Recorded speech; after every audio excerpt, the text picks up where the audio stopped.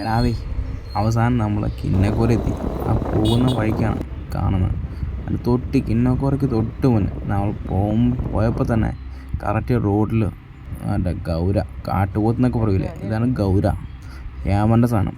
എന്നിട്ട് നമ്മളവിടെ എത്തിയിട്ടുള്ള വിഷയം ഞാൻ കാണിച്ചു തരാം. അമീനെ വിശന്നു, അമീനെ ബജി കിട്ടി, അമീൻ കഴിച്ചു. അപ്പോൾ നമ്മൾ ഇവിടെ കിന്നക്കോര എത്തി. കിന്നക്കോരയിൽ നിന്നും അങ്ങോട്ട് നേരെ പോയി കഴിഞ്ഞാൽ കേരള തമിഴ്നാട് ബോർഡർ ഇവിടെ തീരുവാണ്, അത്രേ ഉള്ളൂ.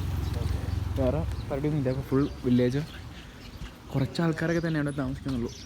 ചെറിയ കടകൾ, തേയിലത്തോട്ടം, അങ്ങനെ തേയില ഫാക്ടറി, അങ്ങനെ ഈ ഫാക്ടറി അങ്ങനെ പരിപാടി മാത്രമേ ഉള്ളൂ.